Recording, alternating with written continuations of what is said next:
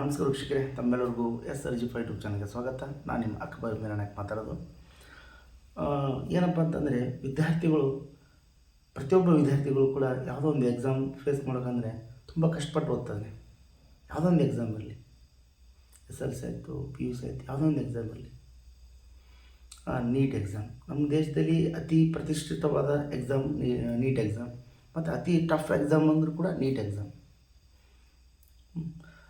ಆ ಎಕ್ಸಾಮ್ ಬರೀಬೇಕಾದ್ರೆ ಎಷ್ಟೋ ಜನ ಅದಕ್ಕೆ ಹಗಲಿರುಳು ಎಷ್ಟು 3-4 ವರ್ಷ ಕಷ್ಟಪಟ್ಟು ಓದಿ, ಎಲ್ಲೋ PG ಮಾಡಿಕೊಂಡು, ಎಲ್ಲೋ ವೆಕೇಷನ್ ಹಚ್ಕೊಂಡು, ಎಲ್ಲೋ ಏನೋ ಒಂದು ಮಾಡಿಬಿಟ್ಟು ಸರಿನಾ, ನಿಮ್ಮ ಮಕ್ಕಳೇ ಅಂದ್ಕೊಳ್ಳಿ, ಒಂದು ಟೀಚಿಂಗ್ ಕೊಡಬೇಕಾದ್ರೆ ಎಷ್ಟೋ ಒಂದು 4-5 ಲಕ್ಷ ರೂಪಾಯಿ ಖರ್ಚು ಬಂದಿರ್ತೀವಿ. ಅದಕ್ಕೆ ನೀವು ಹೊಲನ ಇಲ್ಲಾಂದ್ರೆ ಪ್ಲಾಟು ಏನೋ ಒಂದು ಮಾರಿಬಿಟ್ಟು ಅವರು ಟೀಚಿಂಗ್ ಕೊಡಿಸಿರ್ತಾರೆ.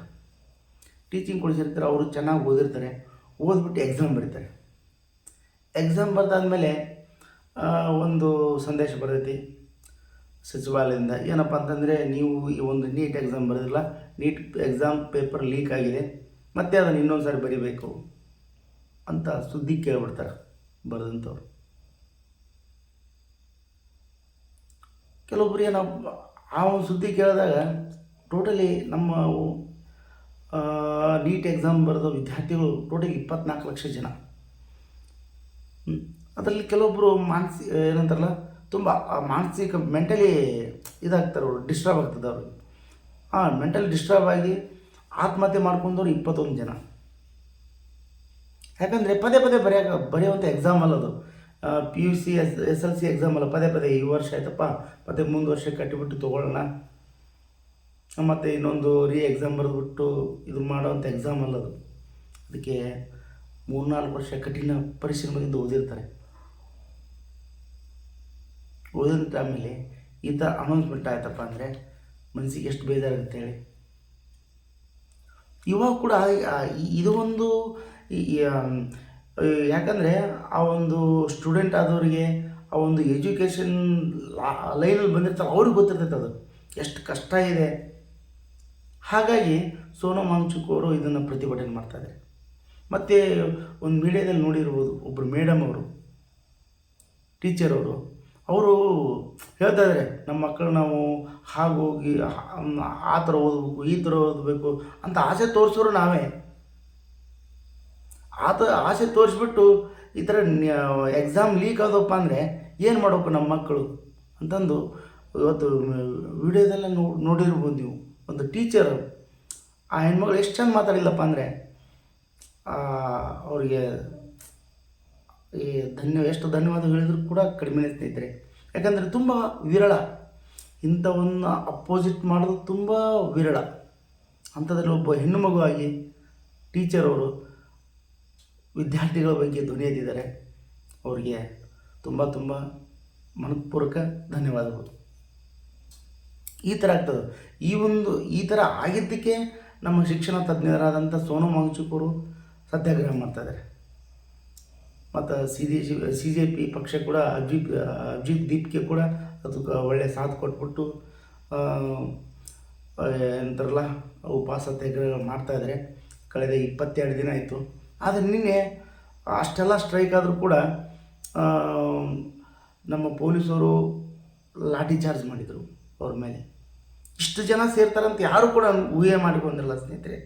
ಇಷ್ಟು ಜನ ಸಂಸತ್ ಭವನ ಮುಂದೆ ಇಷ್ಟು ಜನ ಬರ್ತಾರಂತ ಯಾರು ಕೂಡ ಮಾಡ್ಕೊಂಡಿಲ್ಲ. ಯಾಕಂದರೆ ಆ ಒಂದು ಸಂಸತ್ ಭವನ ಬರಬೇಕಂತಪ್ಪ ಅಂದರೆ ಸಾರ್ವಜನಿಕ ಬಸ್ಸುಗಳಾಯಿತು ಮತ್ತು ಮೆಟ್ರೋಗಳಾಯಿತು ಎಲ್ಲ ಬಂದ್ ಮಾಡಿಬಿಟ್ಟಿದ್ರು, ಅವತ್ತು ಎಲ್ಲ ಸ್ಥಗಿತ ಮಾಡಿದರು. ಮತ್ತು ಈವನ್ ನೆಟ್ವರ್ಕ್ ಕೂಡ, ಮೊಬೈಲ್ ನೆಟ್ವರ್ಕ್ ಕೂಡ ಬಂದ್ ಮಾಡಿದರು. ಅಂಥದ್ರಲ್ಲಿ ಕೂಡ ಎಷ್ಟೋ ಸಾವಿರಾರು ವಿದ್ಯಾರ್ಥಿಗಳು, 10,000-20,000 ವಿದ್ಯಾರ್ಥಿಗಳು ಕೂಡಿದರು. ಅವ್ರ ಮೇಲೆ ಅಶ್ರುವಾಯು ಪ್ರಯೋಗ ಮಾಡ್ತಾರೆ, ಲಾಠಿ ಚಾರ್ಜ್ ಮಾಡ್ತಾರೆ. ಎಷ್ಟು ಸರಿ ನೀವೇ ಯೋಚನೆ ಮಾಡಿ. ಒಬ್ಬ ವಿದ್ಯಾರ್ಥಿಗಳು ನ್ಯಾಯ ಕೇಳೋಕೆ ಹೋದರೆ ಆ ಥರ. ಅದೇ ನಿಮ್ಮ ಮನೆ ಮಗನ ಮೇಲೆ ಲಾಠಿ ಚಾರ್ಜ್ ಮಾಡಿದರೆ ನೀವು ಸುಮ್ಮನೆ ಇರ್ತಿದ್ರೆ? ಅಲ್ಲಿ ಹೋದ್ರು ಪಾಲಕರು ಕೂಡ ಹೋಗಿದ್ದರು, ನಮ್ಮ ಮಕ್ಕಳಿಗೆ ಅನ್ಯಾಯ ಆಗಿದೆ ಅಂತ ಅವ್ರು ಕೂಡ ಹೋಗಿದ್ದರು. ಆದರೆ ಈ ಒಂದು ಲಾಠಿ ಚಾರ್ಜ್ ಮಾಡಬೇಕಾದ್ರೆ ಪೊಲೀಸರ ಮೇಲೆ ಕೂಡ ಎಷ್ಟು ಒಂದು 17 ಮಂದಿ ಮೇಲೆ ಏನೋ ಸ್ವಲ್ಪ ಏನೋ ಏಟು ಬಿದ್ದುವಂಥ ಪೊಲೀಸರು ಕೂಡ ಅದು ಕೂಡ ನಾವು ವಿರೋಧಿಸುವಂಥ ಮಾತೇ ಇದು. ಯಾಕಂದರೆ ಪೊಲೀಸರಿಗೆ ಈ ಥರ ಆಗಬಾರ್ದಿತ್ತು. ಆದರೆ ನಿನ್ನೆ ಕೂಡ CJP ಅವರು ಹೇಳಿದರು, ಮೊನ್ನೆ ಇಲ್ಲಿ ಕಲ್ಲಿನ ಗಾಡಿಗಳು ಬಂದವ, ಕಡಿಗಳು ತುಂಬ್ಕೊಂಬಂದ ಗಾಡಿಗಳು ಬಂದು ನಿಲ್ಸ್ಯಾರ ಇಲ್ಲೇ, ಇದು ಯಾರೋ ಒಂದು ಕುಮ್ಮಕ್ಕಿರ್ಬೇಕಂತಂದು. ಇದು ಯಾರು ಕುಮ್ಮಕ್ಕಂತಂದು ಅದನ್ನು ಡಿಟೇಲಾಗಿ ಬೇಯಿಸಲೇಬೇಕು. ಯಾಕಪ್ಪ ಅಂದರೆ ವಿದ್ಯಾರ್ಥಿಗಳು ಆ ಥರ ಮಾಡೋಕ್ಕೆ ಸಾಧ್ಯ ಇಲ್ಲ. ಅವರು CJP ಕಾರ್ಯಕರ್ತರು ಆಲ್ರೆಡಿ ವಿಡಿಯೋ ಮಾಡಿದ್ದಾರೆ ಅದನ್ನು, ಈ ಥರ ಕಲ್ಲಿನ ಗಾಡಿಗಳು ಬಂದವೆ ಇಲ್ಲಿ. ಅದ್ರ ಬಗ್ಗೆ ಕೂಡ ಯಾರೂ ಗಮನ ಕೊಡಲಿಲ್ಲ ಸ್ನೇಹಿತರೆ. ಪೊಲೀಸರ ಮೇಲೆ ಅಟ್ಯಾಕ್ ಆಗಬಾರ್ದಿತ್ತು. ಯಾಕಂದರೆ ನಮ್ಮನ್ನು ರಕ್ಷಣೆ ಮಾಡೋರು ಅವರೇ, ಸರಿನಾ? ರಕ್ಷಣೆ ಮಾಡೋರವರೇ, ನಮ್ಮನ್ನು ದಂಡಿಸೋರು ಅವರೇ. ಆದರೆ ಅವ್ರಿಗೆ ಈ ಥರ ಆಗಬಾರ್ದಿತ್ತು, ಸರಿನಾ ಸ್ನೇಹಿತರೆ? ಇರಲಿ, ಅದನ್ನು ಇವತ್ತಲ್ಲ ನಾಳೆ ಅದನ್ನು ಭೇದಿಸ್ತಾರೆ, ಯಾರು ಹೋಗೋದಾರೆ ಏನು ಅಂತಂದು ಗೊತ್ತಾಗೇ ಆಗುತ್ತೆ. ಈ ಥರ ಆದಮೇಲೆ ಮತ್ತೇನಪ್ಪ ಅಂತಂದ್ರೆ ಇವತ್ತು ಸಂಸತ್ ಭವನದಲ್ಲಿ ಮೋದಿಯವರು ಮಾತಾಡಿದ್ದಾರೆ. ಏನಂತಂತಂದ್ರೆ ಇದರ ಬಗ್ಗೆ ಸಂತಾಪ ಸೂಚಿಸಿದ್ದಾರೆ ಅವರು. ವಿದ್ಯಾರ್ಥಿಗಳ ಬಗ್ಗೆ ನಮಗೆ ಕಾಳಜಿ ಇದೆ, ಈ ಥರ ಲೀಕ್ ಪೇಪರ್ ಆಗಬಾರ್ದಿತ್ತು. ಲೀಕ್ ಪೇಪರ್ ಆದಂಥ ಒಂದು 13 ಮಂದಿ ನಾವು ಆರೋಪಿಗಳನ್ನು ಬಂಧನ ಮಾಡಿದ್ದೀವಿ ಅಂತಂದು ಇವತ್ತು ಸದನದಲ್ಲಿ ಮಾತಾಡಿದಾರಂತ. JP ನಡ್ಡಾ ಅವರು CJP ಕಾರ್ಯಕರ್ತರ ಜೊತೆ ಮಾತಾಡಿದ್ದಾರೆ. ಆ ಮಾತುಕತೆ ಏನಪ್ಪ ಅಂತಂದ್ರೆ CJP ಕಾರ್ಯಕರ್ತರದು ಒಂದೇ ಒಂದು ಏನಪ್ಪ ಅಂತಂದರೆ, ಈ ಒಂದು ನೀಟ್ ಎಕ್ಸಾಮ್ ಪೇಪರ್ ಲೀಕ್ ಆಗಿದೆಯಲ್ಲ, ಆ ಲೀಕ್ ಆದಂಥ ಜವಾಬ್ದಾರಿ ಹೊತ್ತಂಥ ದೇವೇಂದ್ರ ಪ್ರಧಾನ್ ಅವರು ರಾಜೀನಾಮೆ ನೀಡಬೇಕು. ಮತ್ತೇನಪ್ಪ ಅಂತಂದರೆ ಸೋನಮ್ ವಾಂಗ್ಚುಕ್ ಬಂಧನ ಮುಕ್ತಗೊಳಿಸಬೇಕು. ಈ ಒಂದು ಮಾತುಕತೆಯಲ್ಲಿ ವಿಫಲ ಆಗಿದೆ ಅವರ ಮಾತುಕತೆ. ಹಾಗಾಗಿ ಸತ್ಯಾಗ್ರಹ ಮುಂದೂಡ್ತಾ ಇದ್ದಾರೆ CJP ಕಾರ್ಯಕರ್ತರು. ಅಭಿಷೇಕ್ ದೀಪ್ತಿ ಅವರು ಇನ್ನೂ ಸತ್ಯಾಗ್ರಹ ಮುಂದೂಡ್ತಾ ಇದ್ದಾರೆ. ಮತ್ತು ಇವತ್ತಿನ ಬೆಳವಣಿಗೆ ಏನಪ್ಪ ಅಂತಂದರೆ JP ನಡ್ಡಾ ಅವರು ನಿನ್ನೆ ಲಾಠಿ ಚಾರ್ಜ್ ಆಗಿತ್ತಲ್ಲ ವಿದ್ಯಾರ್ಥಿಗಳ ಮೇಲೆ, ಆ ಲಾಠಿ ಚಾರ್ಜ್ ಅಂತ ವಿದ್ಯಾರ್ಥಿಗಳನ್ನ ಭೇಟಿ ಕೊಟ್ಟಿದ್ದಾರೆ, ಭೇಟಿ ಕೊಟ್ಟು ಮಾತಾಡಿದ್ದಾರೆ.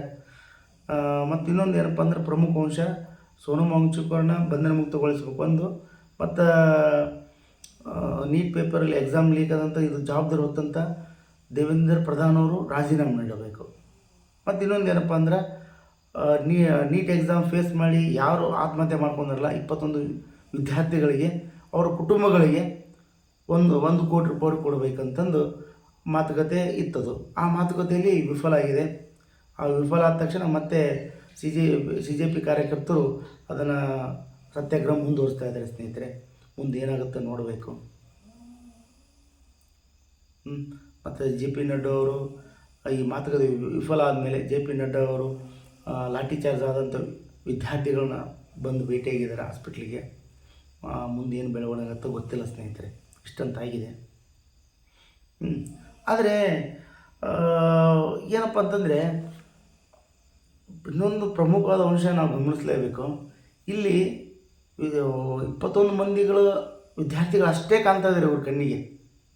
ಆದರೆ 21 ಕುಟುಂಬಗಳಿದಾವಲ್ಲ, ಆ ಕುಟುಂಬಗಳಿಗೆ ಏನಾಗ್ತದೆ ಅಂತ ಯಾರಿಗೂ ಗೊತ್ತಾಗ್ತಲ್ಲ ಸ್ನೇಹಿತರೆ. ಆ ಕುಟುಂಬದ ಕಡೆ ಗಮನ ಕೊಡಬೇಕು. ಆ ಒಂದು ಉದ್ದೇಶದಿಂದಲೇ 1 ಕೋಟಿ ರೂಪಾಯಿ ಪರಿಹಾರ ಕೇಳ್ತಾ ಇದ್ದಾರೆ ಅಷ್ಟೇ. ಇಷ್ಟೆಲ್ಲ ಇದೇ ಒಂದು ನಮ್ಮ ದೇಶದಲ್ಲಿ ಇದೇ ಮೊದಲೇ ಸರಿ ಈ ಥರ ಇದಾಗಿಲ್ಲ. ಏನಂತಾರಲ್ಲ, ಕೆಲವೊಮ್ಮೆ ಅತಾಚುರ್ಯದಿಂದ ಘಟನೆಗಳು ನಡೆದಿಲ್ಲ. ನೀಟ್ ಪೇಪರ್ ಎಕ್ಸಾಮ್ ಅಂತ ಘಟನೆಗಳು ನಡೆದಿಲ್ಲ. ಇದೇ ಒಂದು 7-8 ವರ್ಷದಲ್ಲಿ ನೀಟ್ ಎಕ್ಸಾಮ್ ಲೀಕ್ ಇದೊಂದು, ಮತ್ತು CBSE second PUC CBSE exam valuation ಅಲ್ಲಿ ಕೂಡ ಸ್ವಲ್ಪ ಗೊಂದಲ ಆಗಿದೆ. ಇನ್ನೂ ಕೆಲವೊಂದಿಷ್ಟು ಎಕ್ಸಾಮ್ಗಳು ತುಂಬ ಇದಾಗಿದೆ ಅಂತಂದು CJP ಕಾರ್ಯಕರ್ತರು ಆರೋಪ ಮಾಡ್ತಾಯಿದ್ದಾರೆ. ಅದರ ಬಗ್ಗೆ ಯಾರೂ ಕೂಡ ಚಕಾರ ಎತ್ತಾ ಇಲ್ಲ, ಏನಾಯಿತು ಏನಿಲ್ಲ ಅಂತಂದು. ಆ ಒಂದು ಉದ್ದೇಶದಿಂದಲೇ CJP ಕಾರ್ಯಕರ್ತರು ದೇವೇಂದ್ರ ಪ್ರಧಾನ್ ಅವರು ರಾಜೀನಾಮೆ ನೀಡಲಿ ಅಂತಂದು ಬಲವಾಗಿ ಪಟ್ಟು ಹಿಡಿದಿದ್ದಾರೆ. ಇವರು ರಾಜೀನಾಮೆ ಕೊಡೋಕ್ಕೆ ಇನ್ನೂ ಏನೋ ಗೊತ್ತಿಲ್ಲ, ಮುನ್ಸೂಚನೆ ಕೊಟ್ಟಿಲ್ಲ. ಆದರೆ ಹಿಂದೆ ಒಂದು ನಮ್ಮ ದೇಶದಲ್ಲಿ ಇನ್ಸಿಡೆಂಟ್ ಆದಾಗ ದೊಡ್ಡ ಮಹಾನ್ ವ್ಯಕ್ತಿಗಳು, ಅವರು ಲಾಲ್ ಬಹದ್ದೂರ್ ಶಾಸ್ತ್ರಿ ಅಂತವರು ಕೂಡ ತಮ್ಮ ಒಂದು ಆಳ್ವಿಕೆ ಇದ್ದಾಗ ಈ ಥರ ಆದಾಗ ಅವರು ರಾಜೀನಾಮೆ ಕೊಟ್ಟರು. ರೈಲ್ವೆ ಇನ್ಸಿಡೆಂಟ್ ಆಗಿತ್ತು, ಅವ್ರು ರಾಜೀನಾಮೆ ಕೊಟ್ಟುಬಿಟ್ರು. ಇದು ನಾನೇ ಇದಕ್ಕೆ ಮೇಲ್ವಿಚಾರಕ, ನನ್ನ ಒಂದು ತಪ್ಪೇ ಅಂದ್ಕೊಂಬಿಟ್ಟು ರಾಜೀನಾಮೆ ಕೊಟ್ಟರು. ಅಂತಂಥ ಮಹಾನ್ ವ್ಯಕ್ತಿಗಳು ಕೊಟ್ಟಿದ್ದಾರೆ. ಯಾಕಂದರೆ ಅವ್ರು ಮಾಡಿದ ತಪ್ಪಲ್ಲ, ಬಟ್ ಅವರೇ ಮೇನ್ ಹೆಡ್ ಅವರೇ ಅಲ್ವಾ, ಆ ಇಲಾಖೆಗೆ ಮೇನ್ ಹೆಡ್ ಅವರೇ. ಹಾಗಾಗಿ ಕೆಲವೊಂದಿಷ್ಟು ದೊಡ್ಡ ದೊಡ್ಡ ಮಹಾನ್ ವ್ಯಕ್ತಿಗಳು ರಾಜೀನಾಮೆ ಕೊಟ್ಬಿಟ್ಟಿದ್ದಾರೆ. ಇದ್ರ ಬಗ್ಗೆ ಇನ್ನೂ ಯಾರೂ ಮಾತಾಡ್ತಾ ಇಲ್ಲ, ಸಚಿವರಾದಂಥವ್ರು. ನೋಡಬೇಕು ಸ್ನೇಹಿತರೆ, ಏನಾಗುತ್ತೋ ಏನೋ ಗೊತ್ತಿಲ್ಲ, ನೋಡೋಣ. ಇಲ್ಲಿವರೆಗಂತ ಆಗಿದೆ. ಮತ್ತು ಇನ್ನೊಂದೇನಪ್ಪ ಅಂದ್ರೆ, ಸೋನಮ್ ವಾಂಗ್ಚುಕ್ ಪತ್ನಿ ಗೀತಾಂಜಲಿಯವರು ಡೆಲ್ಲಿ ಹೈಕೋರ್ಟಿಗೆ ಇದನ್ನು ಹಾಕಿದ್ರು. ಏನಂತಂದ್ರೆ, ನನ್ನ ಗಂಡನ್ನು ಅಲ್ಲಿ ಸರಿಯಾಗಿ ನೋಡ್ಕೊತಾ ಇಲ್ಲ, ಆ ಹಾಸ್ಪಿಟ್ಲಲ್ಲಿ ಪಾರದರ್ಶಕತೆ ಕಾಣ್ತಾ ಇಲ್ಲ, ನಮಗೆ ಖಾಸಗಿ ಆಸ್ಪತ್ರೆ ಶಿಫ್ಟ್ ಮಾಡಿ ಅಂತಂದು ಅವರು ಕೂಡ ಹೈಕೋರ್ಟಿಗೆ ಮನವಿ ಮಾಡಿದರು. ಹೈಕೋರ್ಟ್ ಕೂಡ ಮನವಿನ ಸಲ್ಲಿಸಿದೆ, ಅವ್ರನ್ನ ಖಾಸಗಿ ಹಾಸ್ಪಿಟ್ಲಿಗೆ ಶಿಫ್ಟ್ ಮಾಡಿ ಅಂತಂದು. ಇದು ಕೂಡ ಸೋನಮ್ ವಾಂಗ್ಚುಕ್ ಅವರಿಗೆ ಗೆಲುವು ಅಂತ ಹೇಳ್ಬೋದು ಸ್ನೇಹಿತರೆ.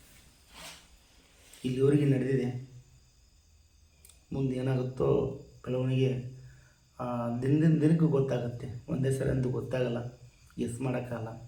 ಆದರೆ ಒಂದಂತೂ ಸತ್ಯ, ಮೊದಲೆಲ್ಲ ಅಣ್ಣಾ ಹಜಾರೆ ಹಿಂದೆ, ಅಣ್ಣಾ ಹಜಾರೆ ಲಾಸ್ಟು, ಅವಾಗೆಲ್ಲ ಪ್ರತಿಭಟನೆ ಮಾಡಿದರೆ ದೇಶಪ್ರೇಮಿ ಅಂತಂದು ನಾವೇ ಕೊಂಡಾಡ್ತಿದ್ವಿ. ಮೊದಲೆಲ್ಲ ಏನೋ ಒಂದು ತಪ್ಪನ್ನು ನಾವು ಎತ್ತಿ ಹಿಡಿದ್ರಪ್ಪ ಅಂದ್ರೆ ಅವನು ದೇಶಪ್ರೇಮಿ ಅಂತ ನಾವೇ ಎತ್ತಿ ಹಿಡಿತಿದ್ವಿ. ಇವಾಗ ದೇಶದ್ರೋಹಿ ಅಂತ ಕಟ್ಟಕ್ಕೆ ರೆಡಿ ಇದ್ದಾರೆ. ಅದ್ರ ಬಗ್ಗೆ ಏನು ಹೇಳಬೇಕು ಗೊತ್ತಾಗ್ತಾಯಿಲ್ಲ ಸ್ನೇಹಿತರೆ. ಸೋನಮ್ ವಾಂಗ್ಚುಕ್ ಶಿಕ್ಷಣ ತಜ್ಞರವರು, ಅಂಥವ್ರಿಗೆ ದೇಶದ್ರೋಹಿ ಅಂತ ಕಟ್ತಾಯಿದ್ದಾರೆ. ಇದು ಒಳ್ಳೆಯದೋ ತಪ್ಪೋ ನಿಮ್ಮ ಮನಸ್ಸಿಗೆಲ್ಲ ಕಮೆಂಟ್ ಮಾಡೋದ ತಿಳಿಸಿ ಸ್ನೇಹಿತರೆ. ಮತ್ತೆ ಮುಂದಿನ ಸಿಗೋಣ. ಎಲ್ಲರಿಗೂ ನಮಸ್ಕಾರ.